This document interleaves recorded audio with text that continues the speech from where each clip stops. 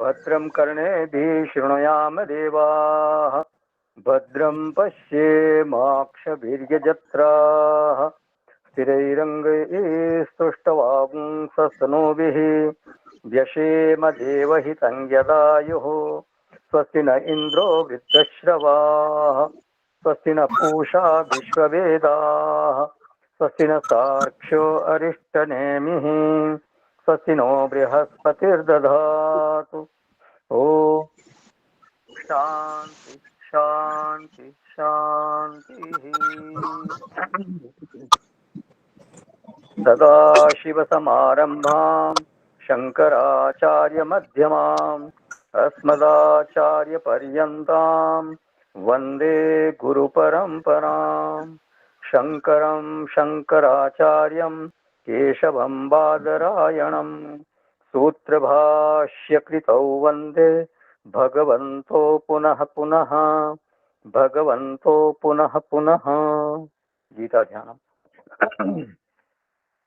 ॐ पार्थाय प्रतिबोधितां भगवता नारायणेन स्वयं व्यासेन ग्रथितां पुराणमुनिना मध्ये महाभारतम् अद्वैतामृतवर्षिणीं भगवतीम् अष्टादशाध्यायिनीम् अम्ब त्वामनुसन्दधामि भगवद्गीते भवद्वेषिणीम् नमोऽस्तु ते व्यासविशालबुद्धे फुल्लारविन्दायतपत्रनेत्र येन त्वया भारततैलपूर्णः प्रज्वालितो ज्ञानमयप्रदीपः प्रपन्नपारिजाताय स्तोत्रवैत्रैकपाणये ज्ञानमुद्राय कृष्णाय गीतामृतदुहे नमः। सर्वोपनिषदो गावो दोग्धा गोपालनन्दनः पार्थो वत्सः सुधीर्भोक्ता दुग्धं गीतामृतं महत् वसुदेवसुतं देवं कंसचाणूरमर्दनं देवकी परमानन्दं कृष्णं वन्दे जगद्गुरुं कृष्णं वन्दे जगद्गुरुं कृष्णं वन्दे जगद्गुरुं। हाँ डॉक्टर सक्सेना साहब कीर्तन करें। गोविंद हरे गोपाल हरे गोविंद हरे गोपाल हरे जय जय प्रभु दीन दयाल हरे जय जय प्रभु दीन दयाल हरे गोविंद हरे गोपाल हरे गोविंद हरे गोपाल हरे जय जय प्रभु दीन दयाल हरे जय जय प्रभु दीन दयाल हरे गोविंद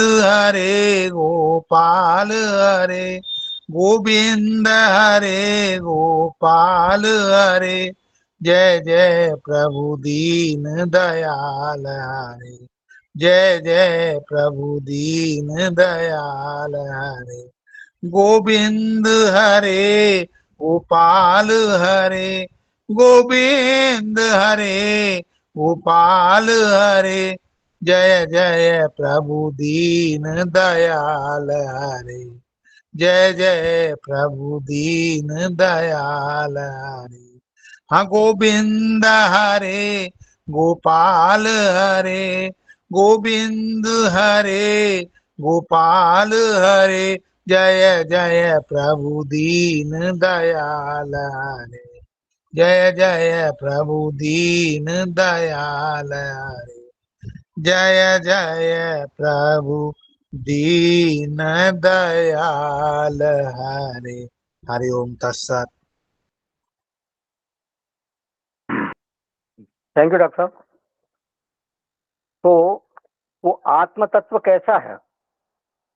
दृश्य की उपाधि से उपलक्षित जो आत्मदेव है, जो चिन्मय सत्ता है, जो हमारी निज सत्ता है, जिसमें अन्यता की प्राप्ति नहीं होती बल्कि आत्मता की सिद्धि होती है, तो जो ऐसा आत्मचेतन है, जो दृष्टा चेतन है, परम आत्मा है, सर्वांतर रहते हुए आत्मा है, इसलिए उसको सर्वांतर आत्मा भी कहते हैं। तो वो जो ऐसा चेतन है वो अनादि है, निरतिशय है, अर्थात परिच्छेद शून्य है। किसी भी प्रकार का उसमें परिच्छेद नहीं किया जा सकता, उसको किसी भी प्रकार से सीमित नहीं किया जा सकता। और वो ब्रह्म है, और बुद्धि का विषय नहीं होने से वो न सत कहा जा सकता है न असत कहा जा सकता है। तो ये वास्तविक उसका स्वरूप है, मतलब उसका जो याथात्म्य स्वरूप है वो ये है। ये 12वें श्लोक में जो भगवान ने उसका वास्तविक स्वरूप बताया, जो निरूपाधिक स्वरूप है, वो ऐसा है। लेकिन उपाधियों के संदर्भ से उसका स्वरूप कैसा है? वही चेतन सभी अवयवों के साथ अविनाभाव होने के कारण सारे हाथ, पैर, सिर, सारी आंखें, नाक, मुंह, मतलब जितने भी अंग हैं वो सब उसी के मानने चाहिए, क्योंकि उनके उस चेतन के बिना ये सब नहीं रह सकते। अविनाभाव मतलब उसके बिना वो नहीं रह सकते। जैसे जो घट है वो मिट्टी के बिना उसकी सत्ता नहीं हो सकती, मिट्टी के बिना घट की कोई सत्ता नहीं है, घट नहीं रह सकता मिट्टी के बिना। तो दृष्टांत क्या दिया था उस समय? सारी जो तरंगे हैं वो जल के बिना नहीं रह सकती, इसलिए सारी तरंगे जल की है।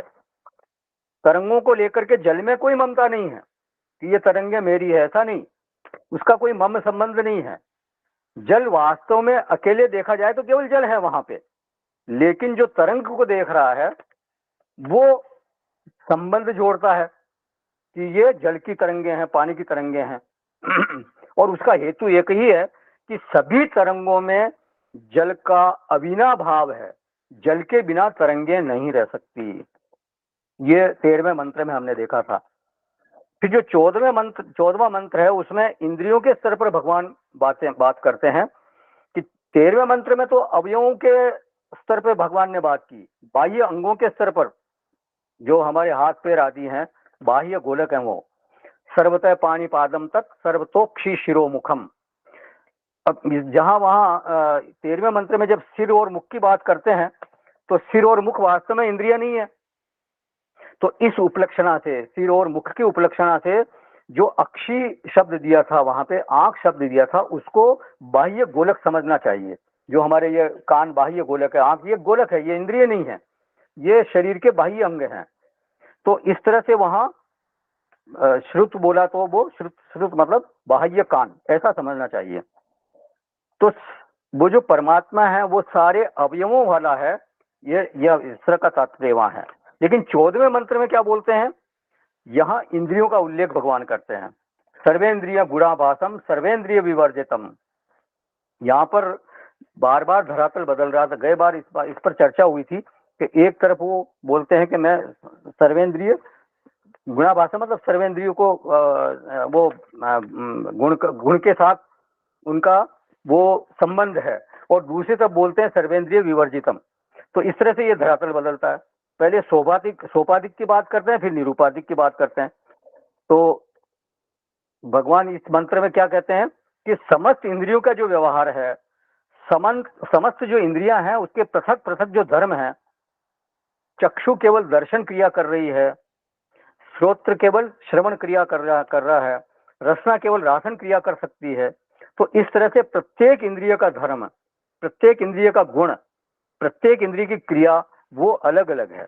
लेकिन क्रिया भेद और गुण भेद होने पर भी इनका जो जीवन है, इंद्रियों की जो सत्ता है, जिसके कारण, जिसकी वजह से है, इंद्रिय में स्फूर्ति जिसकी वजह से है, जिसका इंद्रियों और इंद्रियों के व्यवहार में अविनाभाव है, वो कौन है? वो केवल और केवल चेतन तत्व है। इंद्रियां उसके बिना न व्यवहार कर सकती, उनकी सत्ता हो ही नहीं सकती।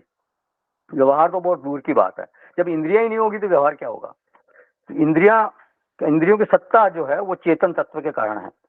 चेतन के बिना इंद्रियों की स्थिति नहीं रह सकती, इसलिए मानो कि वो इंद्रियों वाला है ऐसा कह दिया जाता है। और उस चेतन के बिना इंद्रियों की कोई क्रिया नहीं हो सकती, इसलिए मानो कि वो क्रियावान है ऐसा कह दिया जाता है। इंद्रियों में उसका अविनाभाव होने के कारण इंद्रियों के धर्म का, इंद्रियों के व्यवहार का उस पर आरोप कर दिया जाता है। कब कर दिया जाता है आरोप? अविद्या काल में। अविद्या के कारण उस पर आरोप कर दिया जाता है। विद्या काल में तो इंद्रिया जो है उसके होने का लिंग बनती है, उसके होने का चिन्ह बनती है, संकेतक बनती है। तो सर्वेंद्रिय गुणाभासम, लेकिन कोई उनको इंद्रिय संबंधी न समझ ले, इसलिए तुरंत ही वो भगवान बोल देते हैं सर्वेंद्रिय विवर्जितम। माने कोई अगर ध्यान से देखे, स्वरूप दृष्टि से उसको उनको देखेगा, तो उस चेतन का किसी भी इंद्रिय से किंचित भी संबंध नहीं है। न इंद्रिय का संबंध है, न उसके उनके व्यवहार का वहां संबंध है। इसी तरह से असक्तम और सर्वभृच्चैव। असक्तम मतलब ये जो है वो परमात्मा का याथात्म्य है, वो किसी से भी आसक्त नहीं है, किसी से भी उसका कोई संग नहीं है, वो बिल्कुल निर्लिप्त है, सर्वथा असंग है, सर्वथा निर्विकार है। वो निर्वयव है, मतलब उसमें किसी प्रकार का कोई अंग नहीं है, निरंश है, कोई अंश नहीं है, निराकार है। कोई चीज यदि लिप्त हो जाती है किसी से प्रभावित हो जाती है, तो इसका मतलब है कि वो विकृत हो जाती है, उसमें विकार आ जाता है। जबकि परमात्मा किसी से लिप्त नहीं होता, इसलिए वो सदा सर्वदा निर्विकार रहता है। इसलिए उसको बोलते हैं अलख निरंजन। आपने सुना होगा अलख निरंजन बोलते हैं। कुछ जो ऐसे संप्रदाय हैं जिनका सब शब्द ही ये है, एक तरह से उनका सबसे पहला शब्द होता है अलख निरंजन, ऐसे बोलते हैं। अलख माने वो दृश्य नहीं बनता किसी का, जो लखा नहीं जा सकता,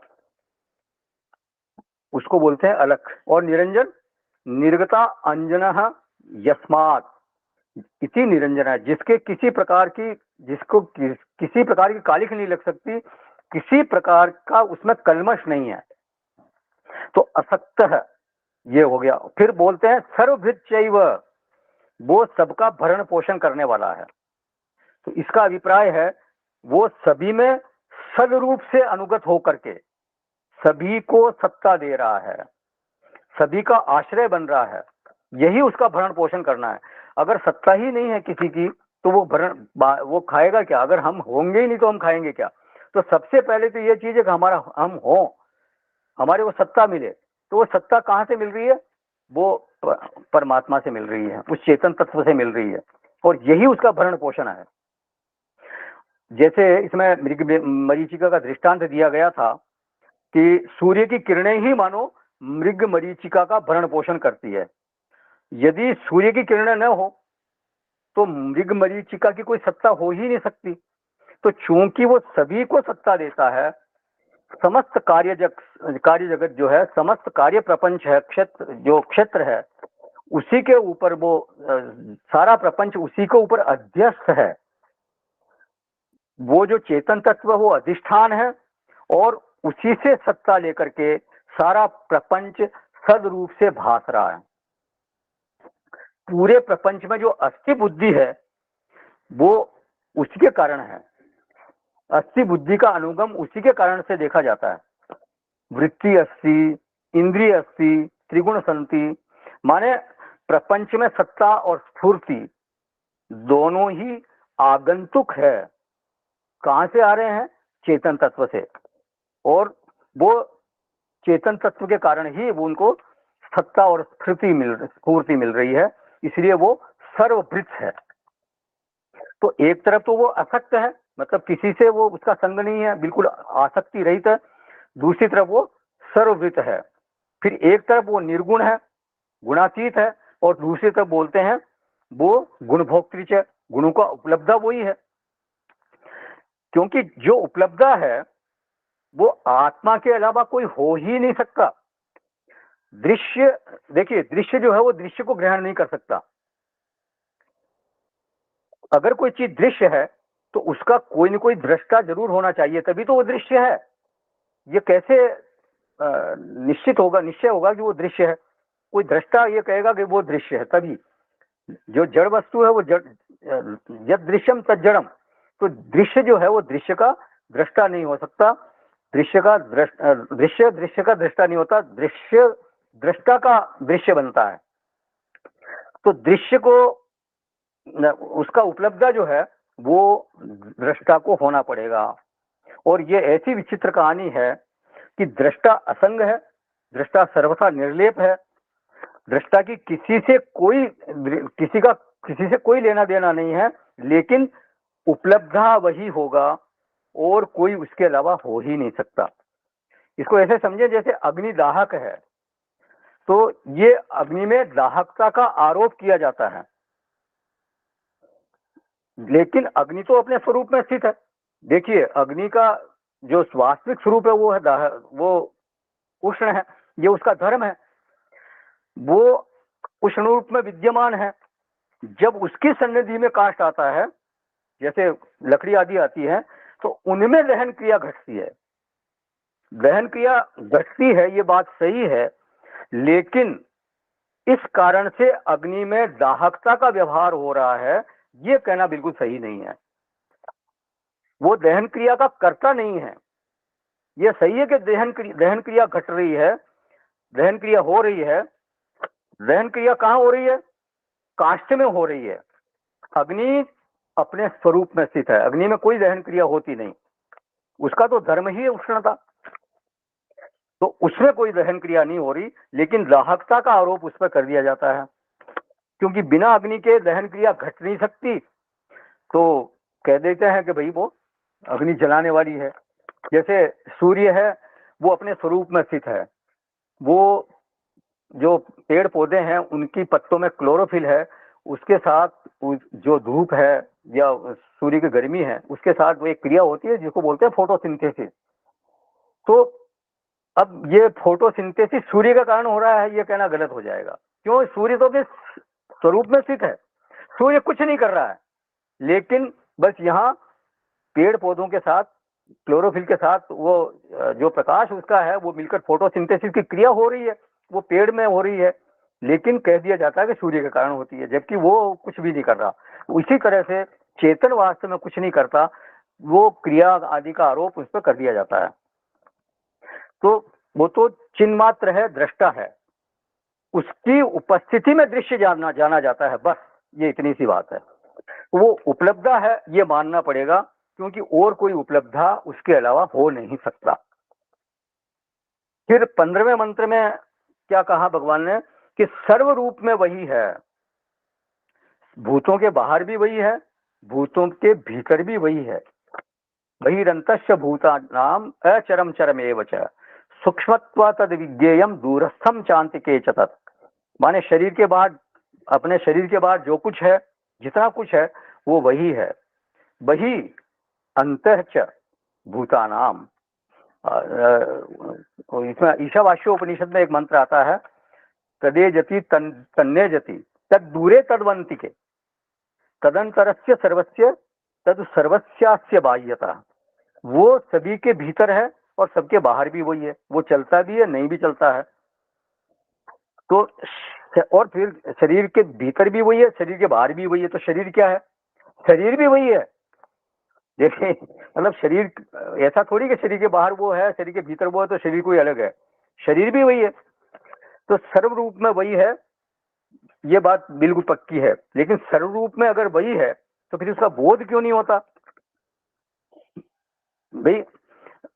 जब है आपके भीतर है तो फिर उसका बोध क्यों नहीं होता, या शरीर के बाहर है तो उसका बोध क्यों नहीं होता? तो हेतु दिया वहां पे सूक्ष्मत्वात् तद अविज्ञेयम, अत्यंत सूक्ष्म होने के कारण वो ज्ञान का विषय नहीं बन पाता। लेकिन कोई ये ना समझे कि उसका ज्ञान होता ही नहीं, मतलब ज्ञान होता है, ये बात पक्की है। कोई अधिकारी हो, विवेक वैराग्य शमदम आदि से संपन्न कोई अधिकारी हो, उसके लिए वो सुविज्ञेय बन जाता है, उसको जाना जा सकता है। जो अधिकारी है वो उसको जान सकता है बिल्कुल उसका। और बहुत से लोग हुए हैं, जब भगवान ने कहा ना बहुत से लोगों ने उसको जाना है। जन्म कर्म च मे दिव्यम एवं यो वेति तत्व त्यक्त्वा देहम पुनर्जन्म वीतराग भय क्रोध मनमया मामुपाशिता बहवो ज्ञान तपसा। ऐसे ज्ञान तप वाले बहुत से लोग हुए हैं जो जिन्होंने मेरे को जाना है, तो उसको जान सकते हैं। लेकिन जो अनधिकारी है, जो अधिकारी नहीं है, उसको वो दूरस्थम दूर लगता है। और अधिकारी को अंत के अत्यंत निकट लगता है, बिल्कुल एकदम स्व के रूप में अनुभव में आता है कि मेरा स्वरूप ही वो है, ऐसा अनुभव में आता है। कठोपनिषद में कहा गया, यह एष सर्वेषु भूतेषु गूढ़ो आत्मान प्रकाशते दृश्यते त्वग्रया बुद्धिया सूक्ष्मया सूक्ष्मदर्शिभिः। वो जो गूढ़ आत्मा है, गूढ़ आत्म तत्व है, वो सूक्ष्म आत्म तत्व है, वो सभी के सामने प्रकाशित नहीं होता। वो तो कोई सूक्ष्म दृष्टि वाला हो, एकाग्र बुद्धि वाला हो,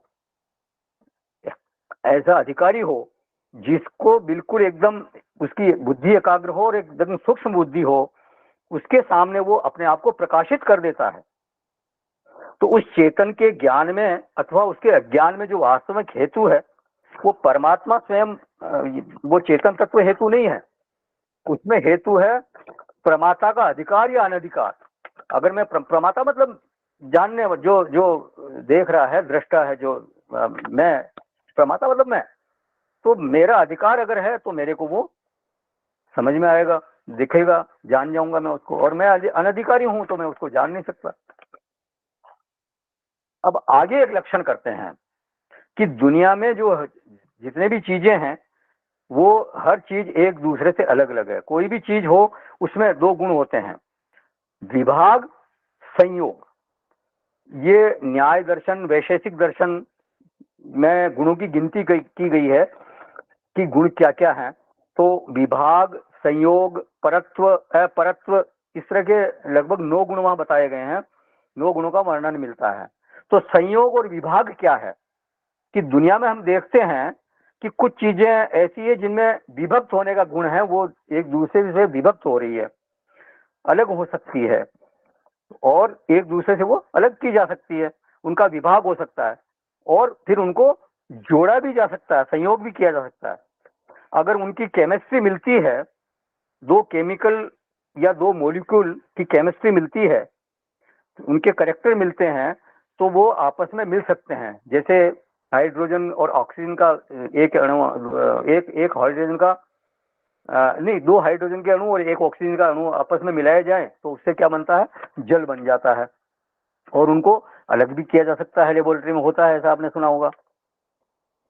तो ये मॉलिक्यूल है या एटम है, तो वहाँ विभाग भी है और संयोग भी है। उसी प्रकार से हमारी सृष्टि में भी, उसमें संधि भी हो रही है और विच्छेद भी हो रहा है। हर जगह कहीं संधि हो रही है, कहीं विच्छेद हो रहा है। ये बिल्कुल अणु से लेकर के ऊपर, मतलब जितने भी देश हैं वो भी एक दूसरे से कभी मिलते हैं, कभी अलग होते हैं। व्यावहारिक धरातल पर तो ठीक है, जैसे हमारा भारत का बहुत पहले बृहद भारत था, फिर विखंडन हो गया, अफगानिस्तान अलग हो गया, पाकिस्तान अलग हो गया, ये तो ठीक है। लेकिन समुद्र भी, जैसे पहले जो पृथ्वी है, जहाँ हिमालय कहते हैं कि हिमालय तक समुद्र था, फिर धीरे धीरे धीरे धीरे वो आगे तक बढ़ता गया। और अभी भी कई जगह ऐसे अंदर कुछ ऐसी क्रियाएं होती है, तो कई नए ऐसे उसमें समुद्र के अंदर द्वीप खड़े हो जाते हैं और कई द्वीप समुद्र में डूब जाते हैं। अब आज भी इस तरह से होता है। तो ये विखंडन का कार्य भी चलता है और संयोग का कार्य भी चलता है। ये संयोग और अलगाव होता रहता है। तो उसी तरह से परत्व और अपरत्व भी होता है। परत्व माने अन्यत्व और अपरत्व माने निजत्व, ये ऐसा एक टेक्निकल टर्म है। परत्व माने दूर और अपरत्व माने नजदीक, ऐसा कहते हैं। तो सारी सृष्टि में विभाग दिखाई देता है, सब चीजें विभक्त विभक्त दिखाई देती है, अलग अलग दिखाई देती है। तो भगवान इस बात को स्वीकार करते हैं कि सब चीजें अलग अलग हो सकती हैं, लेकिन वास्तविकता यह है कि वहाँ एक एक ऐसी चीज भी है जो कि वो अविभक्त है। तो ये 16वां श्लोक है 13वें अध्याय का। जिनके पास इस्कॉन की बुक है उसमें वो 17वां श्लोक मिलेगा। तो ये 16वां श्लोक है 13वां अध्याय, 13 चैप्टर 16th श्लोक। अविभक्तं च भूतेषु विभक्तमिव च स्थितं भूतभर्तृ च तज्ज्ञेयं ग्रसिष्णु प्रभ विष्णु च। वह परमात्मा विभाग रहित एक रूप से आकाश के सदृश परिपूर्ण होने पर भी चराचर संपूर्ण भूतों में विभक्त सा स्थित प्रतीत होता है, तथा वह जानने योग्य परमात्मा विष्णु रूप से भूतों को धारण पोषण करने वाला और रुद्र रूप से संहार करने वाला तथा ब्रह्मा रूप से सबको उत्पन्न करने वाला है। अविभक्तम च भूतेषु विभक्तमिव च स्थितम।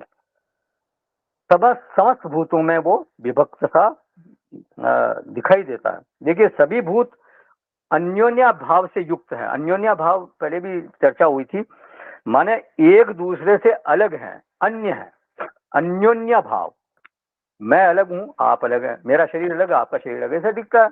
ये साधारण ज्ञान है, इसमें कोई विशेष बात है नहीं। तो सब में आपस में विभाग है, लेकिन सभी भूतों में कोई एक चीज ऐसी है जो अविभक्त है। तो ये है परमात्मा का भूतों के संदर्भ में परिचय। समस्त जो प्राणी हैं उनके संदर्भ में परमात्मा का क्या स्वरूप है, ये यहाँ परिचय दे रहे हैं भगवान। भूतेषु ये अविभक्त है स परमात्मा। परिभाषा यही बनी, सब भूतों में जो अविभक्त है वो परमात्मा है। और भूतेषु में कुछ में है और कुछ में नहीं, ऐसा नहीं है, बल्कि सर्वभूतेषु जितना भी प्राणी मात्र है, चर अचर प्राणी जितने भी है, सब में वो ही एक चेतना है। सर्वभूतेषु या चेतना या सत्ता अविभक्त रूपेण तिष्ठति। वो चेतना सब में विद्यमान है और वो चेतना वो सत्ता ही क्या है, परमात्मा है। तो परमात्मा विभक्त चीजों में मानो कि भरा हुआ है, वो स्वयं अविभक्त है। लेकिन समस्या क्या है कि देखने वाले को, मतलब बुद्धिमान को भी देखने वाले को क्या लगता है, परमात्मा विभक्त है, विभक्त था वो दिखाई देता है। माने दुनिया में कोई चीज अविभक्त रूप से दिखती ही नहीं है, सब अलग अलग दिखती है। ये लगता है कि ये शरीर शरीर की जो सत्ता है वो भी अलग अलग है। उस शरीर की मेरे शरीर की सत्ता अलग है, उस शरीर की सत्ता अलग है, मेरी सत्ता अलग है, आपकी सत्ता अलग है, ये लगता है। तो दोनों ही सत्ताएं विभक्त हैं ऐसा लगता है। सारे शरीरों की सत्ताएं अलग अलग है।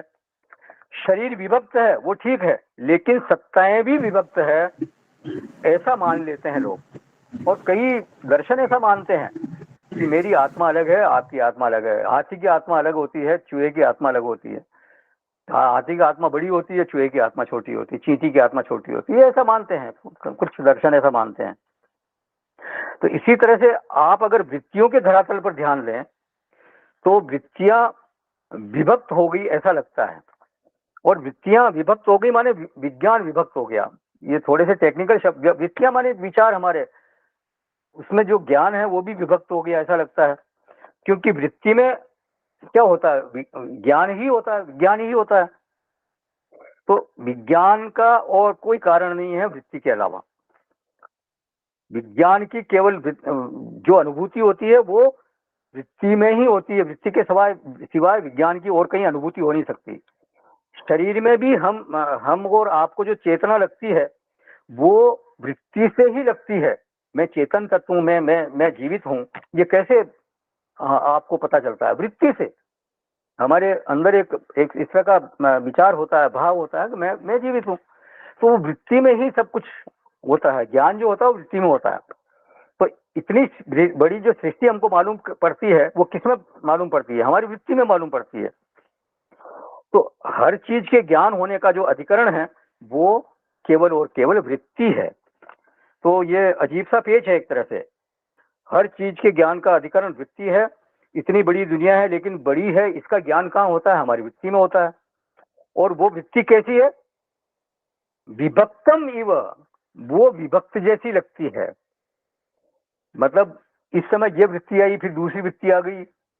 हाँ, अभी मैं आपको देख रहा हूँ, फिर मेरा ध्यान कहीं और भटक गया तो दूसरी वृत्ति हो गई, और वो वृत्ति विभक्त जैसी लगती है। इसलिए बौद्ध दर्शन जो कहा, जो वो उन्होंने कहा कि विज्ञान कैसा है? क्षणिक विज्ञान है, विभक्त है। वो बौद्ध दर्शन वाले ऐसा कहते हैं। तो चेतना विभक्त जैसी लगती है। स्थूलदर्शी जो है, जैसे ये चार्वाक आदि हैं, वो कहते हैं कि सत्ता जो है वो विभक्त है। आनंद के धरातल पर भी वो विभक्त मानते हैं। मेरा आनंद अलग है, आपका आनंद अलग है। तो सब जगह विभक्तम इव, प्रभु जी ने क्या लीला रचाई है? विभक्तम इव चैस्थितम, ऐसा लगता है सब कुछ विभक्त विभक्त सा ही है। तो वो बिखर गए या टुकड़े टुकड़े हो गए, खंड खंड होकर के बट गए, ऐसा वास्तव में है नहीं। भगवान ने लगाया यहाँ पर इव शब्द। इव, विभक्तम के साथ क्या लगाया? इव। ये इव जो शब्द है ये बहुत महत्वपूर्ण है। जो असली बात है वो इसी इव में छिपी हुई है। बोले तुमको हर जगह बिखरा सा दिखता है, खंड खंड दिखता है, टुकड़े टुकड़े दिखता है, विभाग दिखता है, फिर कहीं संयोग दिखता है, और वास्तव में लेकिन ऐसा है नहीं। एक जल राशि है। तुम्हारी जो दृष्टि है वो किस पर है? तुम्हारी दृष्टि लहर पर है। लहरों में परस्पर अन्योन्य भाव है, माने एक लहर दूसरी लहर से अलग है। लहरों में विभाग भी है, संयोग भी है। वो लहर अलग अलग दिखती रही है हमारे को, उसमें संयोग भी हो रहा है, विभाग भी हो रहा है। एक दूसरे से वो मिलती हैं, खेलती कूदती हैं, उछलती हैं, फिर अलग अलग भी हो जाती हैं। गंगा जी के किनारे या समुद्र के किनारे आप बैठे हो तो देखते हैं अपन, लहरें आ रही है, फिर वो वहां आके और समाप्त हो गई, फिर दूसरी लहर आती है, ऐसे एक के बाद एक आती रहती है। तो दिग्दृश्य विवेक जो ग्रंथ है उसमें भी यही कहा गया। अब दो फेना दिवस सर्वम नाम रूप प्रसारणा। जलराशि एक ही है, सागर में लहरें, जल एक ही है, लेकिन उसमें लहरें अलग दिखती है, बुलबुले अलग दिखते हैं, फेन अलग दिखते हैं। ये क्या है? ये सब नाम रूप है, लेकिन वास्तविक वस्तु वहां क्या है? केवल जल। तो वेदांत का ये बिल्कुल पक्का सिद्धांत है कि एक ही है, वो चेतन तत्व एक ही है। जब जल अविभक्त है, वास्तव में जल विभक्त दिखता है, लेकिन वो जल अविभक्त है। वो तरंगों में भी अविभक्त है, तरंगों में भी केवल जल ही है। तो भूतेषु की जगह आप मान लीजिए कि तरंगेशु, तरंगों में जल एक ही है, उसी तरह से भूतों में भी वो चेतन तत्व एक ही है, अविभक्त है। वहां किसी प्रकार का कोई विभाग नहीं है। तो जैसे जल मानो की तरंग में अलग सा हो गया, इव हो गया, वो विभक्तम इव हो गया। तो इस विभाग की प्रतीति का कारण क्या है? कि हम जल को जल दृष्टि से नहीं देख रहे हैं, हम उनको तरंग दृष्टि से देखते हैं। यदि एक बार स्वरूप की अखंड सत्ता पर हमारा ध्यान चला जाए और देखें कि उसका विभाग नहीं हो सकता, तो फिर ये बात स्पष्ट हो जाएगी कि हाँ, विभाग वास्तव में नहीं हो सकता। लेकिन प्रधानता हमने किसको दे रखी है? हमने शरीर को दे रखी है। तो फिर सत्ता जो है वो हमारे को बटी हुई नजर आती है, उसमें फिर हमारे को विभाग दिखता है। एक श्लोक दृश्य विवेक में और आता है, ख वायव अग्नि जलोर्विषु देवतिर्यं नरादिषु अभिन्ना सच्चिदानंदा विद्यते रूप नामनि। ख वायव मतलब जो आकाश है, जल है, पृथ्वी है, ये जो पंचमहाभूत है, जितनी भी पंचमहाभूतात्मक सृष्टि है, उसमें मनुष्य लोक हो, देवलोक हो, तिर्यंग लोक हो, आदि जितने भी लोग हैं, उनमें एक अभिन्न सच्चिदानंद परमात्मा वो विराजमान है। अभिन्ना सच्चिदानंदा, उसमें जो भेद दिख रहा है वो भेद केवल नाम रूप का भेद है, बाकी परमात्मा में किसी प्रकार का कोई भेद नहीं है। वो परमात्मा क्या है? एक तरह से जल स्थानीय है। लहरें अलग अलग दिखती है, लेकिन वास्तव में वहां जल के अलावा कुछ नहीं है। विद्यते कुत्र रूप नामनि, बस रूप और नाम में भेद है, और भेद वास्तविक है नहीं। तो ये एक तरह की लीला प्रभु जी ने कर दी कि हमारे शरीर हमारे को अलग अलग दिखते हैं, लेकिन वास्तव में वो है, उसमें जो सत्ता है वो एक ही है। अपने आप को विभक्त बनाकर उन्होंने एक तरह से प्रकट कर दिया, ऐसा लगता है कि वो अलग है। विभक्त वस्तुओं में विभक्त हुए से वो भासते हैं। तो ये वास्तविक चीज क्या है? ये औपाधिक प्रतीति है, लेकिन वास्तव में वो कैसे है? अविभक्तम, बिल्कुल जलवत। जैसे जल में विभाग बिल्कुल नहीं है, उसी तरह से वो अविभक्त से सब जगह अविभक्त है। दूसरा दृष्टांत हो सकता है आकाशवत। जैसे भिन्न भिन्न घटों में घटाकाश विभक्तम इव उपलभ्यते। 1000 घड़े पड़े हुए हैं, तो एक घड़े में जो घटाकाश है वो अलग है, दूसरे घड़े का घटाकाश अलग है। हमारे को ऐसा ही लगेगा कि इस घड़े का अलग है, उस घड़े का अलग है, उस घड़े का अलग है। लेकिन वास्तविकता यह है कि आकाश का कोई विभाग हो नहीं सकता, हुआ नहीं है। तो उसी तरह से एक चेतन अधिष्ठान में सारा का सारा दृश्य प्रपंच भास रहा है। दृश्य की क्या शक्ति है कि उस चेतन को बांट सकता हो? दृश्य की कोई शक्ति नहीं, उसकी कोई औकात नहीं है कि दृश्य उसको चेतन तत्व को बांट रहे। वो तो दृश्य प्रपंच भी उसी में है, सब कुछ उसी में है। वो वास्तव में उसका विभाग हो नहीं सकता, अविभक्तम। लेकिन विभक्तम इव, वो विभक्त जैसा लगता है। अगली पंक्ति कहते हैं भूत भर्तृच तजगेयम ग्रसिष्णु प्रभ विष्णु च। इस सृष्टि की अपेक्षा से, जितने भी सृष्टि है उसकी अपेक्षा से परमात्मा ब्रह्मा विष्णु महेश है। भूत भर्तृ, भूतों के भर्ता, भरण पोषण करने वाले, माने पालन करने वाले। पालन करने वाले कौन है? विष्णु जी। तो देखिए जो श्णु है, ये प्रत्यय है श्णु, श्णु तो उसका अर्थ होता है वाला। जैसे बोला जाता है सहिष्णु, मतलब उसका अर्थ होता है सहन करने वाला, सहन करने के स्वभाव वाला। तो भूत भर्तृ मतलब जो भूतों का भरता है। फिर बोला ग्रसिष्णु, ग्रसिष्णु माने ग्रसन करने वाला। ग्रसन करने वाला कौन हो गया? शिव जी। भाई शंकर भगवान ही तो माने जाते हैं ना, जो कि संहार करते हैं, संहार देवता है। वो प्रलय काल में ग्रस लेते हैं, तो वो प्रलय काल में ग्रसन करने वाला कौन है? वही परमात्मा।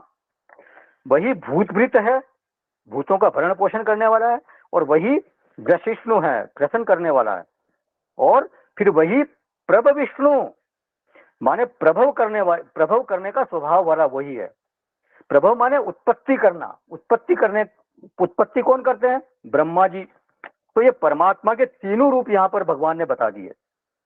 एक ही जो ब्रह्म तत्व है वो ब्रह्मा विष्णु महेश है, ये ऐसा भगवान का मंतव्य है। ब्रह्मा विष्णु महेश नाम नहीं दिया, लेकिन मंतव्य बिल्कुल वही है। संज्ञा वो नहीं दी है, लेकिन वास्तविक जो उनका तात्पर्य है वो यही है। भूतवृत्त कौन हुए? विष्णु जी, माने उसी परमात्मा का ये विष्णु रूप है। मतलब पालन करने वाला जो है वो भूतभृत है, वो परमात्मा का नाम दे दिया उन्होंने कि भूतभृत है वो, तो विष्णु है। तो भरण पोषण जब करते हैं तब उनकी जो संज्ञा है वो शास्त्रों में क्या देते हैं? विष्णु जी। जब सृष्टि उनमें लीन होती है तो उसको यहाँ बोल दिया भगवान ने ग्रसिष्णु, और उसे ही शास्त्रों में क्या कहा गया? शिव जी, शंकर जी। और प्रभ विष्णु, जब सृष्टि की रचना होती है, सृष्टि की उत्पत्ति होती है, तो उसी परमात्मा को संज्ञा शास्त्रों में देते हैं ब्रह्मा, और यहाँ बोलते हैं प्रभ विष्णु। तो भरण भी वही करते हैं, ग्रसन भी वही करते हैं, और प्रभव भी वही करते हैं, उत्पत्ति भी वही करते हैं। ये बात तैत्तिरीय उपनिषद में भी आती है।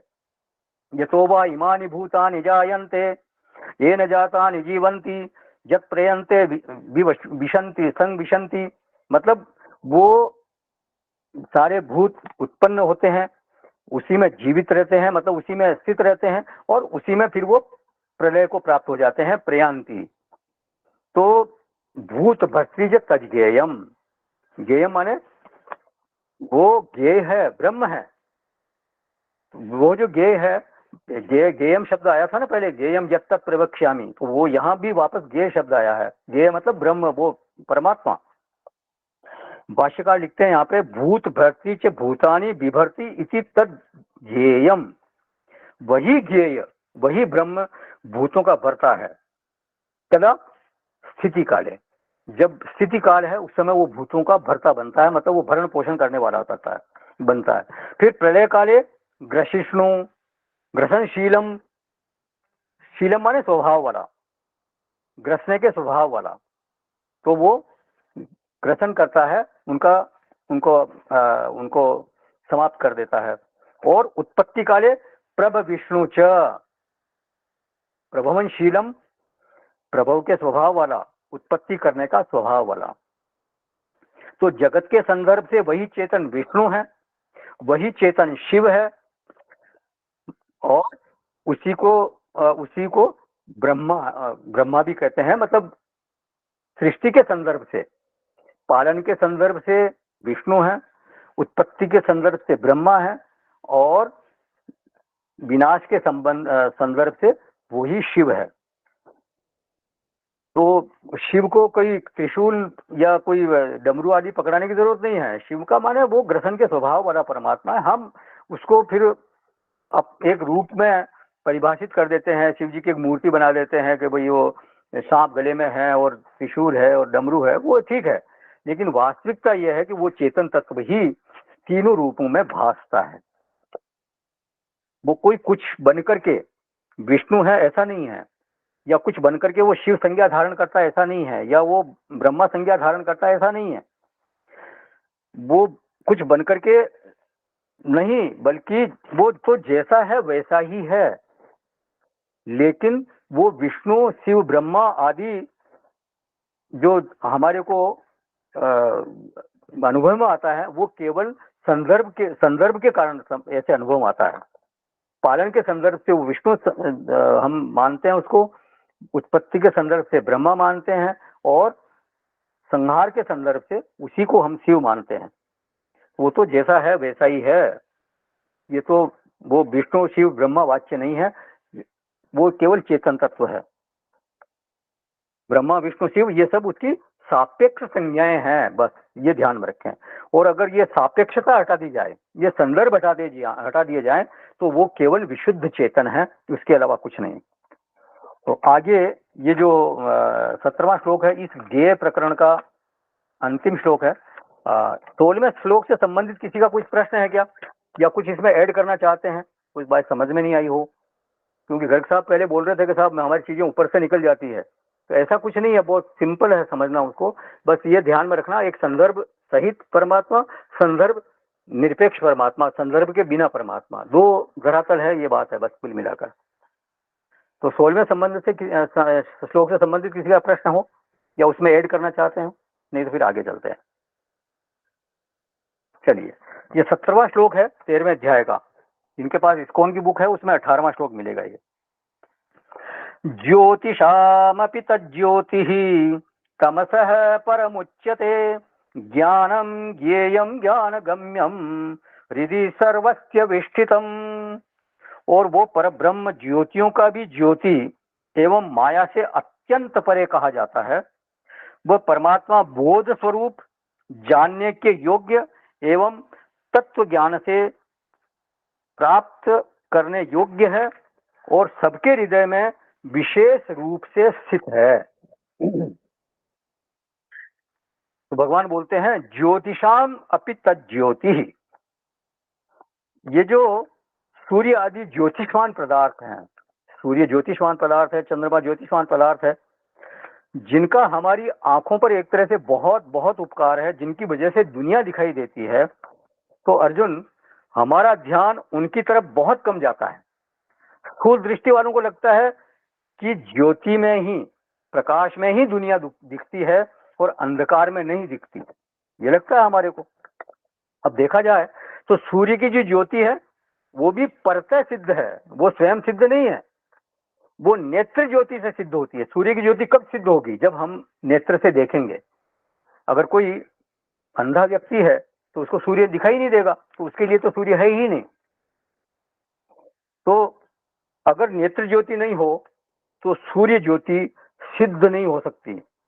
तो देखा जाए, वास्तव में देखा जाए तो दोनों अन्योन्याश्रित है। अन्योन्याश्रित माने सूर्य ज्योति है क्योंकि हमारी नेत्र ज्योति है, और नेत्र ज्योति है क्योंकि सूर्य ज्योति है। सूर्य ज्योति नहीं हो तो नेत्र ज्योति भी सिद्ध नहीं हो सकती, ये ध्यान रखें आप। तो दोनों एक दूसरे के ऊपर आश्रित हैं। तो सूर्य ज्योति माने भौतिक ज्योति।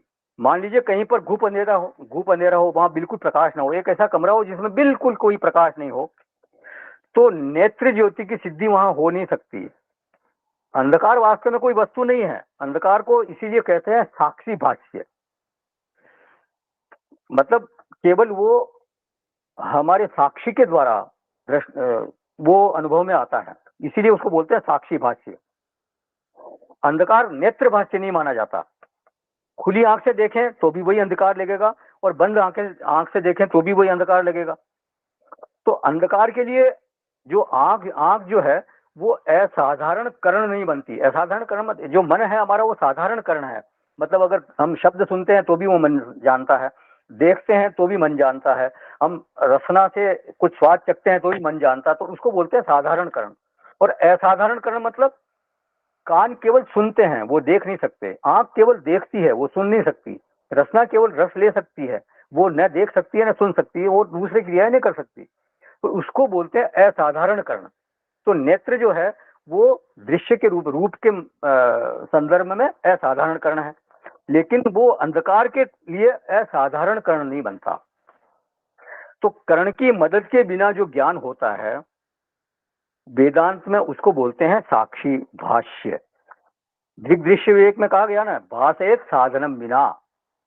और जिस ज्ञान को हम साधन से जानते हैं, माने इंद्रिय आदि से जानते हैं, वो कहलाता है आभास भाष्य। ये थोड़ा सा टेक्निकल शब्द है, इनको जानना चाहिए, क्योंकि हम एक तरह से वेदांत के विद्यार्थी हैं, गीता पढ़ रहे हैं।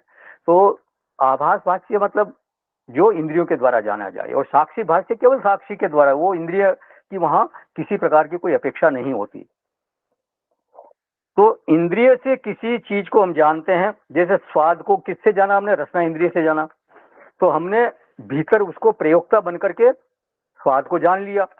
तो एक ज्ञाता है जो प्रयत्न करके चीजों को जान रहा है, और एक है जिसके सामने चीजें अपने आप प्रकाशित हो रही है, जैसे राग द्वेष है, लज्जा है, काम है, क्रोध है, संकल्प है, संदेह है, श्रद्धा है, अश्रद्धा है। तो ये जो वृत्तियां हैं, ये इनमें इंद्रियों की कोई अपेक्षा नहीं है, ये सामने आती है साक्षी के और प्रकाशित हो जाती हैं। किसी भी करण की, किसी भी इंद्रिय की इनके लिए आवश्यकता नहीं है। इसके लिए लिखा भास एक साधनम बिना, बिना साधन के ये भाषित होती हैं। वेदांत में आकाश को भी साक्षी भाष्य माना गया। आकाश के आप आकाश है, ये किसी इंद्रिय से आप नहीं जान सकते, इसीलिए उसको साक्षी भाष्य मानते हैं। आकाश इंद्रिय भाष्य नहीं है, बल्कि वो साक्षी भाष्य है। तो ज्योतिषाम अपि तत् ज्योति ही, नेत्र और प्रकाश की परस्पर सापेक्ष सिद्धि मानी जाती है। क्यों? क्योंकि प्रकाश नेत्र सिद्ध होता है और नेत्र प्रकाश सिद्ध होता है, दोनों अन्योन्याश्रित है, अभी मैंने बताया। लेकिन ये वास्तव में पूरी बात नहीं है। नेत्र की स्थिति मन से भी सिद्ध होती है।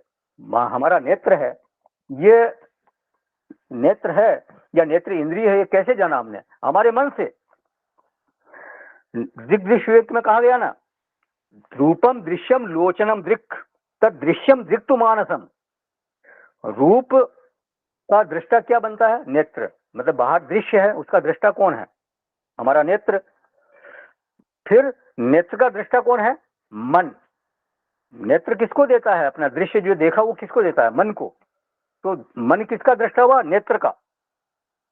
तो वहां इंद्रियों का प्रकाशक किसको माना गया? मन को। प्रकाश में हम नहीं जान सकते कि मेरे जो आंख है वो मंद है या रोगग्रस्त है। प्रकाश में ये नहीं जान सकते हम, मेरा नेत्र मंद हो गया है या रोगग्रस्त हो गया है, किससे जानते हैं हम? हमारे मन से जानते हैं।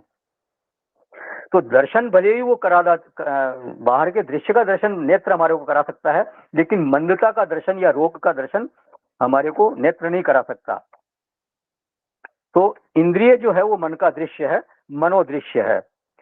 देखिए मान लो कि हमको कोई वस्तु देखनी है, मानो कि ये जैसे कोई मुझे घड़ी देखनी है, तो क्या होगा कि एक तो मेरे को क्या चाहिए, घड़ी चाहिए, फिर नेत्र चाहिए, फिर मन चाहिए, और प्रमाता मतलब देखने वाला चाहिए। तो घड़ी को देखने के लिए सब मुझे चाहिए। अब मान लीजिए कि हमें किसी कमरे में दीपक को देखना है, तो दीपक को देखने के लिए मुझे क्या क्या चाहिएगा, क्या एक दूसरे दीपक की जरूरत होगी क्या? हो सकता है बाहर अगर वो खिड़कियां बंद हो, दरवाजा बंद हो, मैं बाहर से देख के बता सकता हूँ कि दीपक जल रहा है कि नहीं जल रहा है। अगर प्रकाश छन करके बाहर आ रहा है तो मैं कह दूंगा कि बिल्कुल प्रकाश, अंदर दीपक जल रहा है, प्रकाश है। और प्रकाश छन कर नहीं आ रहा तो मैं कह दूंगा कि दीपक नहीं है। तो दीपक स्वयं प्रकाशित है, वहां उसको और किसी के दीपक की जरूरत नहीं है। दूसरे दीपक, घड़ी को देखने के लिए बाकी साधनों की जरूरत है, लेकिन दीपक जो जलता हुआ दीपक है उसको देखने के लिए अन्य प्रकाश की जरूरत नहीं है, वो स्वयं स्वयं प्रकाशित है। तो घड़ी जो है और जो दीपक है उनमें एक फर्क है। घड़ी को देखने के लिए दो चीजें चाहिए, घड़ी और प्रकाश। क्योंकि घड़ी अभा रूप है, भा मतलब प्रकाश, लेकिन घड़ी अभा मतलब उसमें प्रकाश नहीं है, अभा रूप है। और जो दीप शिखा है वो भा रूप है, क्योंकि वो उसमें प्रकाश है। तो इसका मतलब है कि नेत्र भाष्य जो वस्तुएं हैं उनमें दो विभाग हो गए, एक है अभारूप और दूसरी है भारूप। तो अधिकतर वस्तुएं जो है वो अभारूप ही है जगत में, पूरी सृष्टि में अधिकतर वस्तुएं अभारूप है, उनमें स्वयं प्रकाश नहीं है। और कुछ वस्तुएं हैं जो भारूप है, तो जो भारूप है उनको बोलेंगे ज्योति। और वो ज्योति कई तरह की होती है, सूर्य की अलग होती है, चंद्रमा की ज्योति, तारों की ज्योति अलग होती है, विद्युत की ज्योति अलग होती है, बल्ब की ज्योति अलग होती है। अपन जानते हैं जितनी तेज सूर्य की ज्योति होती है उतनी तेज चंद्रमा की ज्योति नहीं होती है, उनकी उसकी ज्योति मंद होती है, तारों की और भी मंद होती है, लेकिन ज्योति है वहां पे, क्योंकि दिखते हैं वो उनमें। आपको पता चलता है कि वो है। तो ये दृश्य प्रपंच में ही एक दूसरा विभाग है, भारूप वस्तु, जिसकी वजह से अभारूप देखा जाता है। लेकिन ये जो भारूप वस्तु है, मतलब ज्योतिषमान वस्तुएं हैं, उसको भी जानने के लिए क्या चाहिए, इंद्रियां चाहिए। जैसे मैंने बताया ना, सूर्य को जानने के लिए आंख चाहिए, नेत्र चाहिए। तो बाहर की ज्योति के लिए ज्योति कौन बनी, इंद्रियां। इनको भी ज्योति शब्द से ज्योति शब्द के अंतर्भूत समझना चाहिए। क्यों कि वो आपको बाहर की ज्योतियों को दिखा रही है। इंद्रियों के बिना आप बाहर की ज्योति को नहीं देख सकते। तो जैसे बोलते हैं नेत्र ज्योति, वैसे ही कर्ण ज्योति भी बोला जाता है, रासन ज्योति बोला जाता है, ग्रहण ज्योति बोला जाता है। ज्योति माने ज्ञान होने में जो मदद करे। आखिर इनको ज्योति क्यों बोला जाता है? कोई सफेद या पीली होने के कारण इनको ज्योति नहीं बोला जाता, बल्कि इसलिए उनको ज्योति बोला जाता है, अभा वस्तुओं को जानने में हमारी मदद करती है। जो ज्योतिषमान वस्तुएं नहीं है उनको जानने में, अभा रूप वस्तुओं को जानने में हमारी इंद्रियां हमारे को मदद करती है, इसलिए उनको ज्योति बोला जाता है। तो इंद्रियां भी वही काम करती है, इसलिए उनको कहा जाता है ज्योति। और लेकिन वो जो बाह्य ज्योति है, सूर्य आदि की ज्योति है, उनसे उनको श्रेष्ठ ज्योति माना जाता है। इंद्रियां श्रेष्ठ ज्योति कहलाती है, और इंद्रिय ज्योति से जो श्रेष्ठ ज्योति है वो कहलाती है मनोज्योति। तो एक तरह से ये आगे से आगे बढ़ रहा मामला, मतलब बाहर की ज्योति उससे श्रेष्ठ इंद्रिय ज्योति, और उससे श्रेष्ठ मन ज्योति। फिर उस जो मन ज्योति है उससे भी फिर श्रेष्ठ है जो कि अंतिम ज्योति है। उसके बाद फिर उसको कोई प्रकाशित नहीं, वो सबका प्रकाशक वही है, वो चेतन तत्व ही सबका प्रकाशक है, उसको कोई प्रकाशित नहीं करता। तो उसको सिद्ध होने के लिए और किसी भी ज्योति की जरूरत वहां नहीं है, वो अंतिम है। दृक् दृश्य विवेक में आता है, रूपम दृश्यम लोचनम दृक्। जो प्रकाश है उसी को बोला जाता है रूप। तो रूप का मूल नाम जो है वो वास्तव में प्रकाश है, क्योंकि रूप गुण जिसमें है, रूप जो गुण है वो किसमें है, अग्नि में है। तो तेजस तत्व जो है उसमें वो रूप का गुण है। तो सारे रूपों का जो रूप सामान्य वो है क्या है, प्रकाश। तो रूप की विशेषता अगर मिटा दें तो फिर वो प्रकाश सामान्य रहेगा। भाई सूर्य का प्रकाश है, चंद्रमा का प्रकाश है, तारों का मिश्रित प्रकाश है, वो विशेष है, लेकिन वास्तव में क्या है, सब प्रकाश प्रकाश प्रकाश, तो वो प्रकाश सामान्य है। तो रूपम दृश्यम, रूप दृश्य है, पर उसका दृष्टा कौन है? लोचनम, लोचन मतलब नेत्र उसका दृष्टा है। फिर तद दृश्यम दृक्तु मानसम, फिर वो नेत्र दृश्य बनता है, और जो उसका दृष्टा बनता है वो कौन बनता है? मन उसका दृष्टा बनता है। फिर दृश्याधिवृत्तीय साक्षी दृग एव न तो दृश्यते, फिर जो मन मन दृश्य बनता है और उसका दृष्टा कौन बना? साक्षी, वो अंतिम दृष्टा है, उसका फिर कोई दृगेव न तो दृश्यते, वो दृक मात्र है, वो फिर कभी दृश्य नहीं बनता, किसी का दृश्य नहीं बनता। वो उसकी सिद्धि होने के लिए किसी भी और दृष्टा की आवश्यकता नहीं है, वो फाइनल दृष्टा है, वो दृक मात्र है। तो वो अंतिम ज्योति है, ज्योतिषाम अपि तज्ज्योति, इसीलिए परम ज्योति उसको बोलते हैं, ज्योतिषाम अपि तज्ज्योति। फिर बोलते हैं तमसः परम उच्यते, वो कभी भी तमस में नहीं आता, तम से परम है, तम से अतीत है, तम से परे है, माने वो कभी भी अज्ञात दशा में नहीं जाता। परतः तमसः परम का अर्थ क्या है? सदैव ज्योति स्वरूप रहता है, सदैव प्रकाशित रहता है, सदैव ज्ञान स्वरूप बना रहता है, कभी भी अज्ञात कोटि में नहीं जाता, माने अविदित नहीं बनता। ऐसा नहीं कभी होता कि वो विदित नहीं हो। न वो दृश्य बनता है, न वो अदृश्य होता है, वो दृश्य भी नहीं बनता किसी का, लेकिन ऐसा नहीं कि वो दृश्य हो गया, दृश्य भी नहीं बनता। परम ज्योति होने से वो किसी का दृश्य नहीं बनता, और तम से परे होने के कारण वो अदृश्य भी नहीं बनता, व्यक्त नहीं बनता। श्रुति में कहा गया है अन्यत एव तद विदिता दथो अविदिता दधी, वो विदित और अविदित दोनों से अन्य है, मतलब वो विदित भी नहीं है, अविदित भी नहीं है। ऐसा नहीं कह सकते वो अविदित है, विदित नहीं है बात ठीक है, लेकिन अविदित भी नहीं है, वो दोनों से अन्य है, मतलब वो दोनों से परे है। फिर कहा ज्ञानम ज्ञेयम ज्ञान गम्यम हृदि सर्वस्य विष्ठितम, जो 20 जीवन मूल्य बताए थे अमानित्वादी, अमानित्वम, अदम्भित्वम, अहिंसा, क्षांति, आर्जवम, ऐसे, तो वो उनको क्या नाम दिया गया था? ज्ञान। तो 100% ज्ञान है वो तो आत्मा में ही घटित होता है, ये बार बार कहा गया था वहां पे। जो अमानित्व भी 100% आत्मा में ही घटता है, जो अदम्भित्व है वो भी 100% आत्मा में ही घटता है। तो ज्ञानम, ज्ञान भी वही है और ये वस्तु भी वही है। ज्ञान के द्वारा जो जाने जाने वाली वस्तु है वो और नहीं है, वो भी वही है। ज्ञानम स एव ज्ञेयम स एव, वही। और ज्ञान गम्यम, जहां जिस वस्तु को जानना है, जिस जिस साधन से जानना है, ज्ञान गम्यम वो भी वही है। ज्ञेयम माने दृश्यम नहीं, ज्ञेयम माने जिसको जानना है, ये ध्यान रखें आप। बार ज्ञेयम शब्द के पहले व्याख्या हो चुकी है, ज्ञेयम माने जिसके जानना है। तो ज्ञातव्यम, जानने योग्य वस्तु, ज्ञानम ज्ञेयम ज्ञान गम्यम, वो तीनों ही वही है। और फिर कहते हैं हृदय सर्वस्य विष्ठितम, वो रहते कहाँ हैं? सभी प्राणियों के हृदय में वो निवास करते हैं, सभी प्राणियों के हृदय में विराजमान है। ये नहीं कि केवल कुछ मनुष्यों के भीतर विराजमान है या केवल कुछ पशुओं के भीतर विराजमान है, सब मतलब स्थावर जंगम जितने भी प्राणी मात्र हैं, जीवित वस्तुएं हैं, उनमें वो स्थित है।